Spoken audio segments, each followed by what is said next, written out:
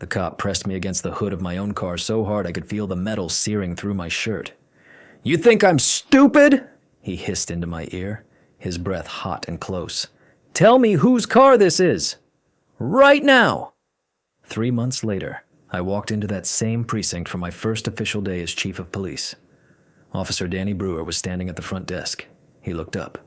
The color drained out of his face like water out of a cracked glass. But I'm getting ahead of myself. It started 11 days before any of that, on an ordinary Tuesday morning that smelled like coffee and river mud, and it started the way all the worst things do, quietly, in broad daylight, in front of witnesses. I'd been in the city for exactly 11 days when it happened. 11 days since I'd signed the contract, 11 days since Mayor Patricia Collins had shaken my hand across her desk and said, with that sharp, satisfied smile she reserved for decisions she was proud of, "Marcus, this department needs someone exactly like you." I hadn't told anyone yet. Not publicly. The formal announcement was scheduled for Monday morning, a press conference at City Hall. I'd asked for 2 quiet weeks before that, to settle in, learn the streets, understand the city on my own terms before I became the chief of police. And everyone had an opinion about me. The mayor had agreed. She'd understood, I think, better than she let on, why a black man might want to walk around unknown for a little while before stepping into a room full of people who'd be watching his every move. Those 11 days had been good ones. I'd rented a furnished apartment in the Riverside District 4th floor, facing the water. Every morning I ran the embankment, past the tugboats and slow brown barges, past the construction site where they were rebuilding a stretch of the waterfront. The city smelled like concrete dust and river mud, and sometimes when the wind shifted just right, like coffee from the diner on the corner of 5th and Mill. I liked that diner. The owner was named Carol, stocky, direct, communicating primarily through eyebrows. By day 4, she had my order ready when she saw me come through the door. Black coffee, 2 eggs over easy, wheat toast. My BMW was parked at the curb outside Carol's diner that Tuesday morning. I'd bought it 3 years earlier, right after my promotion to deputy commissioner in Atlanta, a deliberate reward to myself after 15 years of working upward through every rank from patrol officer to investigator to captain. X7, midnight blue, cream leather interior with dark walnut trim, registration in the glove compartment, insurance card in my wallet, key fob in my right hand. I pressed the unlock button, heard the chirp, reached for the door handle. Hey, stop right there." I stopped. I turned. I kept my hands visible, fingers spread, a habit so thoroughly trained over 22 years that it happened before thought. The patrol car had rolled up quietly while I'd been focused on my keys. The officer was already out and moving with the fast, casual energy of a man who's made his decision before getting out of the vehicle and is now performing the formality of making it. White, mid-30s, broad-shouldered. Name tag, Brewer. He was close before I'd fully registered how close he was. "This your car?" he asked. It did not come out like a question. "Yes," I said. "You got ID?" "Of course." I moved my right hand toward my jacket pocket slowly, narrating as I'd been trained. I'm reaching into my left breast pocket for my wallet. His hand rested near his belt, not on the weapon, but the proximity was its own sentence. I produced the license and held it out. He took it and studied it for a long time. The kind of time that isn't about reading. My name was 4 letters, but about what silence and waiting communicate to whoever is on the receiving end of them. Through the diner window, Carol had appeared, arms folded, expression tight. "Marcus Webb," Brewer said aloud, reading my name like he was testing it for something. He looked up at me, back at the license. "This doesn't mean you own the vehicle." Something cold spread behind my sternum. Not fear. I'd moved past fear of moments like this somewhere in my early 30s. What it was recognition. "The registration is in the glove compartment," I said, keeping my voice level. "Open it." I opened the car, reached in without haste, produced the registration. Current, clean, my name across the top. I handed it to him. He examined it the way someone examines a trick, looking for the mechanism. His jaw shifted. He kept the registration and handed my license back. "This vehicle was reported stolen this morning." I went still. "I'm sorry." "BMW X7, midnight blue. Plate matches a stolen vehicle report filed at 0720. "That's not possible," I said carefully.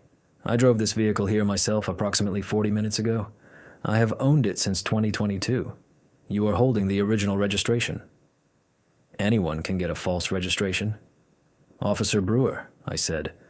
I'd ask that you run the plate right now. It will show... Step away from the vehicle. There it was. That sentence.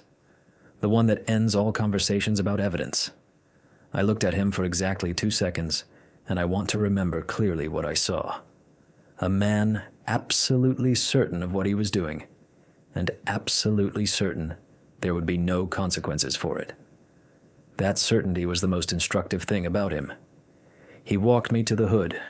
He pressed me against it. Not hard enough to leave anything a body camera view would flag, but hard enough to communicate something. The metal had been sitting in the morning sun, and it burned through my shirt against my palms when he told me to put my hands flat. I heard Carol step outside. I heard someone stop on the sidewalk directly behind me.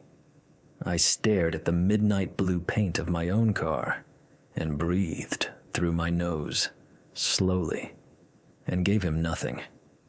Stay right there, he said, and went back to his vehicle with my registration still in his hand. I watched my phone, face up on the hood where he'd placed it. 8:47, 8:48, 8:49, 8:50, 8:51. 4 minutes. 4 minutes on the hot hood of my own car on a public street. A delivery truck idled across the intersection. 2 teenagers on bikes slowed, registered the scene, pedaled away. Carol stood 10 feet behind me, arms still crossed, not moving. She was bearing witness the only way she could, and I was aware of it, and I was grateful for it. Brewer came back with the particular blankness of a man who has just received information that doesn't fit his narrative and is choosing not to acknowledge it. Dispatch says the plate's clear. Must have been a different vehicle. Must have been, I said. He held my gaze for 1 beat too long. The last look, the one that's scanning for a reaction he can use, and then walked back to his patrol car and drove north on Mill without looking back. I stood by my BMW. Carol came and stood beside me. Neither of us spoke for a moment. You want more coffee? She finally said. No, I said. Thank you, Carol. I'm all right. She looked at me with the expression of someone who knows the difference between I'm all right and actually being all right, and is deciding to respect the gap between them. She went back inside. I got into the car. I sat with both hands on the steering wheel and the engine off, staring at the thin slice of brown-gray river visible between buildings at the end of the block. My hands were steady. I'd learned that specific discipline in my late 20s, that whatever your hands want to do in a moment like this, you don't let them. The shaking came later, in private, where it belonged. I breathed until the metallic taste at the back of my throat dissolved. Then I took out my phone and called Mayor Collins. She picked up on the second ring. Marcus? Good morning. Good morning, I said. Tell me about an Officer Brewer in your 3rd precinct. Danny Brewer, 9 years on the force, and tell me who his current captain is. A pause, short but textured. Why? I'll explain on Monday. I want to see his public complaint file, and I want to know who supervised him 4 years ago. Her voice changed slightly when she answered. Careful, the voice of a politician who has learned to listen to what isn't being said. Marcus, are you... I'm fine, I said. See you Monday. I drove home along the river. The coffee I'd drunk that morning tasted like metal all the way back. That night I pulled up the department's public complaint log. Danny Brewer, Officer First Class, 3rd Precinct. 9 years of service. 6 citizen complaints. 4 dismissed. 2 listed as under review, with dates indicating the reviews had been ongoing for 14 and 18 months respectively. The complaint categories were unredacted. 2 uses of force beyond situational necessity. 3 unlawful stops or extended detentions without cause. 1 racial harassment allegation filed by a 22-year-old named Jerome Ash, who had been pulled over for a broken taillight and held roadside for 1 hour and 53 minutes while Brewer ran his plate 7 consecutive times. 7 times. The same plate. In under 2 hours. I closed the laptop. Outside the window the river was black, and a barge moved upriver with its running light on, a small orange point in the dark. I sat for a long time without moving, and let the facts find their shape. I knew what 6 complaints in 9 years looked like from the inside. I knew what under review for 18 months meant in a department where reviews that led somewhere finish in 30 days.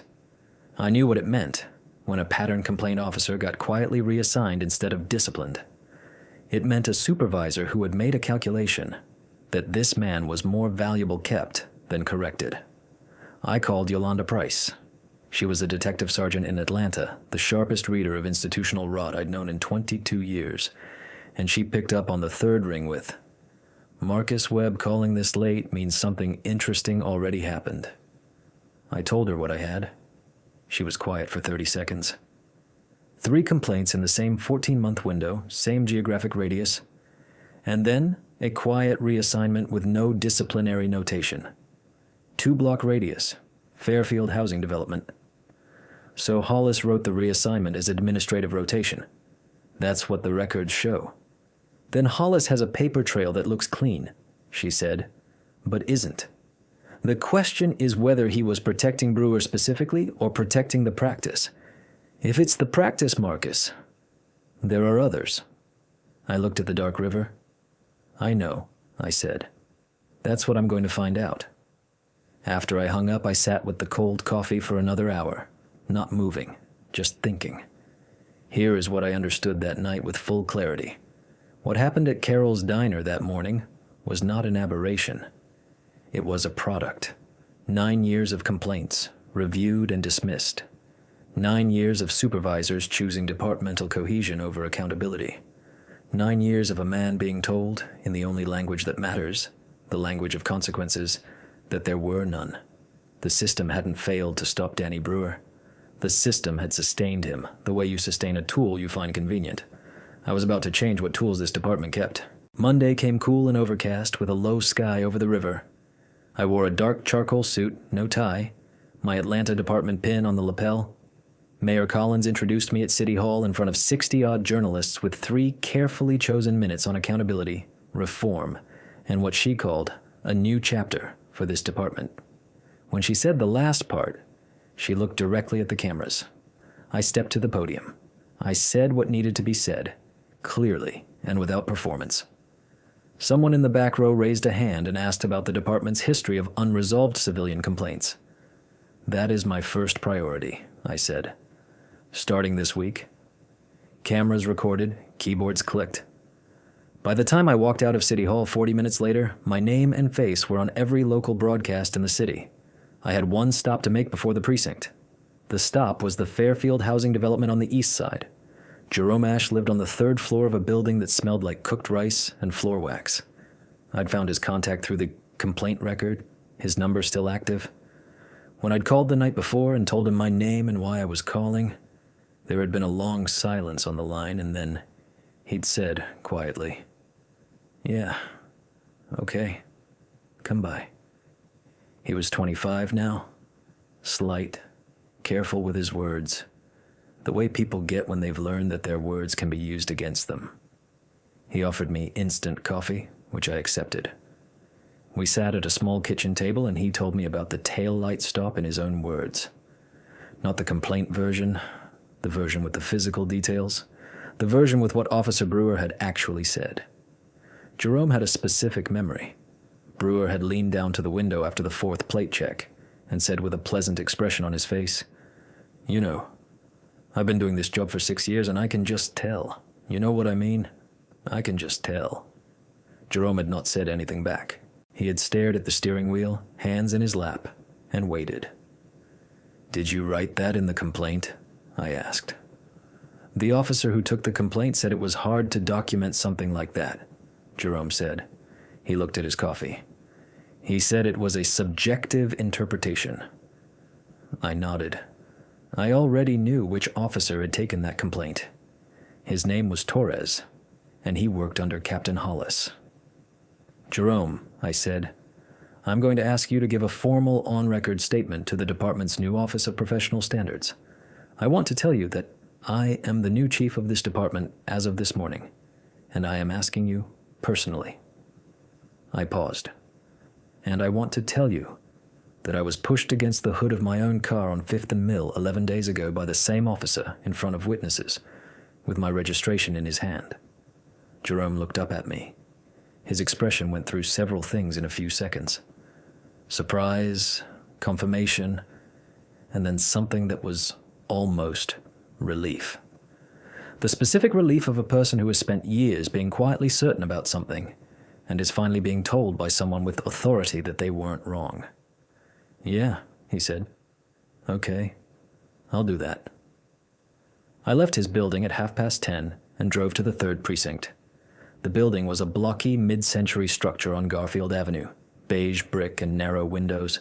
A flag out front faded just past the point someone should have replaced it. I parked in the chief's spot, the sign had already been changed that morning, and walked through the front door. The desk officer looked up. Then he looked again. Then he stood very straight. And Danny Brewer, who had been standing at the side counter filling out a form, turned around. I want to describe what I saw in his face, because it mattered. It wasn't guilt. Guilt would have required some self-awareness. What crossed his face first was confusion. The specific confusion of a man who cannot reconcile two things that are both true at the same time. And then, as the pieces settled, something that looked like nausea. His grip found the edge of the counter. I looked at him for exactly as long as I needed to. Then I walked past him, through the security door, and down the hallway toward the captain's office. Captain Craig Hollis was a rangy man in his late 40s, silver-haired, with the practiced ease of someone who had spent 2 decades learning how to seem reasonable in rooms where reasonable wasn't quite what was happening. He was on the phone when I knocked and opened his door. And he ended the call with a speed that told me he'd already seen the press conference. "Chief Webb." He stood, extending his hand. The grip was firm and calibrated. "It's an honor." "Sit down, Captain," I said pleasantly, and sat down myself. He sat. He arranged his expression into something collegial and attentive. "I want to talk about your complaint management procedures," I said. "Specifically, 6 complaints filed against Officer Danny Brewer between his 3rd and 9th years of service." I opened my folder and slid 2 pages across his desk. The 4 dismissed complaints and the 2 currently under review, which have been under review for 14 and 18 months, respectively. Hollis looked at the pages with the practiced neutrality of a man who recognizes documents and has an audience watching. "I'm familiar with Officer Brewer's file," he said carefully. "I'm sure you are," I said. "I'm particularly interested in the Fairfield rotation reassignment in 2021. It's documented as routine administrative rotation. Can you walk me through the reason for that?" A half-second pause, the kind that costs something. Officer Brewer had completed his community patrol cycle, standard rotation. "The standard cycle is 18 months, I said. "Brewer was reassigned after 11, 3 days after the 3rd Fairfield area complaint was filed." I tapped the page. "No documentation connecting those 2 events. I'd like you to explain that gap." Hollis folded his hands on the desk. His face stayed professional, but the hands folded with slightly too much care. The grip a fraction too controlled. "Chief Webb, I've been running this precinct for 7 years, I said. 6 of them overlap with Brewer's pattern complaint period. I closed the folder and stood. "I'm not here to have that full conversation today. I'm here to inform you that as of this morning, both of Brewer's outstanding complaints have been transferred to the Office of Professional Standards under my direct oversight, and that I've opened an administrative review of the Fairfield reassignment. You'll receive the formal notification this afternoon." He stood too. His voice had changed. The collegiality thinned over something harder underneath. "Chief, I want you to know that this department has always taken community concerns very—" "I know what this department has always taken," I said, and walked out. The hallway back to the front desk was quiet. Word travels in a building like that faster than people think. I walked slowly, because there was no reason to hurry, and because walking slowly through a hallway where people are watching is its own kind of communication. Brewer was still at the front counter. He'd stayed. I stopped in front of him. He was gripping his form, knuckles pale. He stood 3 inches taller than me and had 60 pounds on me, and none of that meant anything at all right now, and we both understood that. "Officer Brewer," I said, at a perfectly conversational volume, "you'll be receiving a formal notice this afternoon regarding the reopening of your 2 outstanding complaints. I'd encourage you to review your union representation options." I paused 1 beat. "Also, good morning." I walked out through the front door into the cool gray air. The Office of Professional Standards Review moved quickly.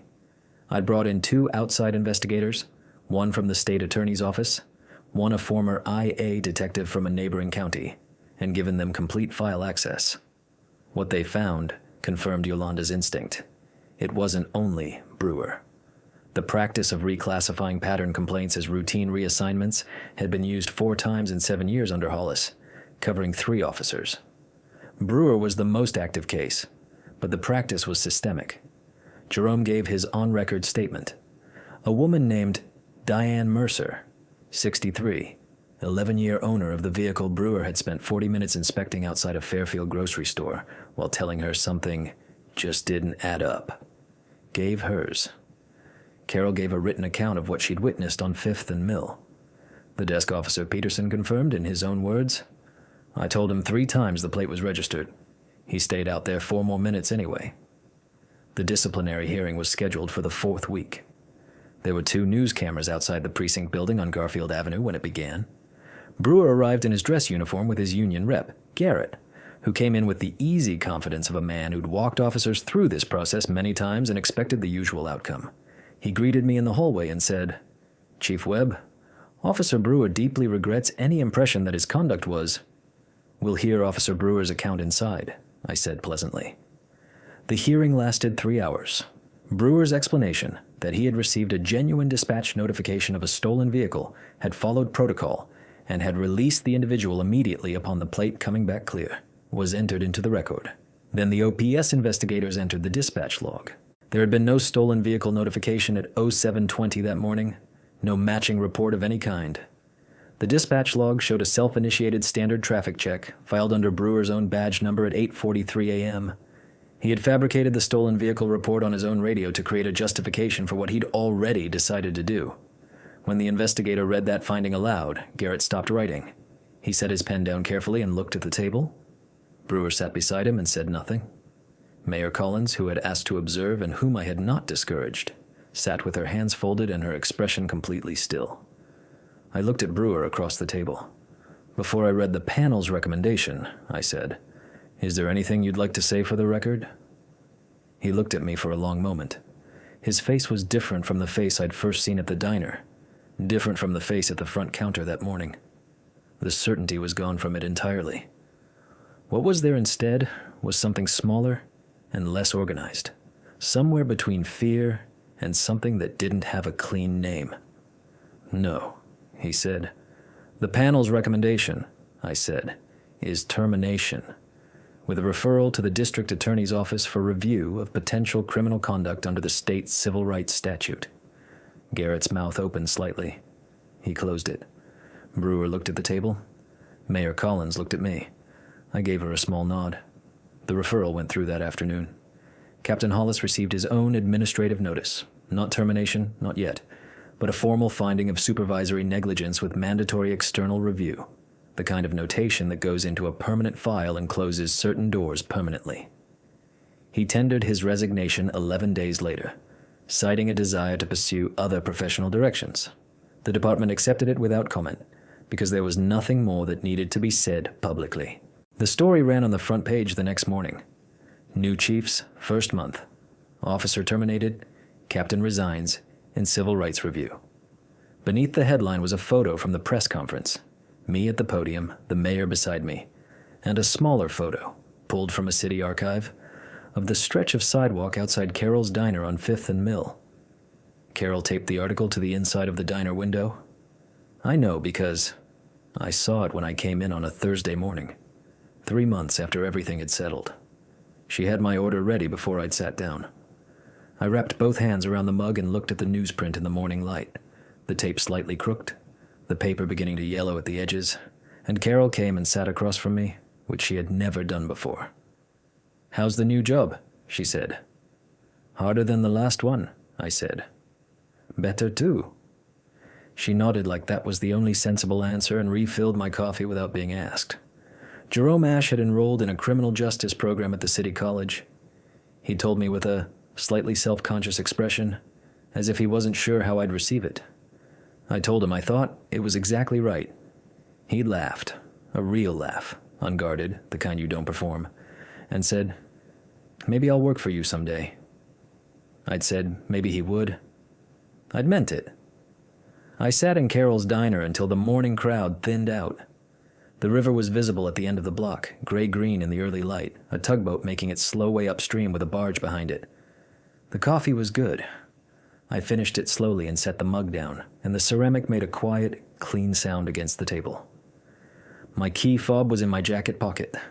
I took it out and turned it once in my palm, a small, ordinary piece of plastic with a battery inside, the most unremarkable object in the world. And then I put it back. Outside, the midnight blue BMW sat at the curb in exactly the same spot as that Tuesday morning in the same October light. I left a bill on the table, walked out through the door, and stood on 5th and Mill for a moment in the cool air. The city moved around me. A bus pulling away from the stop, a woman with a stroller, pigeons reorganizing on the sidewalk after the exhaust. The same city it had always been. The same stretch of asphalt where someone had decided, 11 days before I started my job, that I didn't belong in my own car. I got in. I started the engine.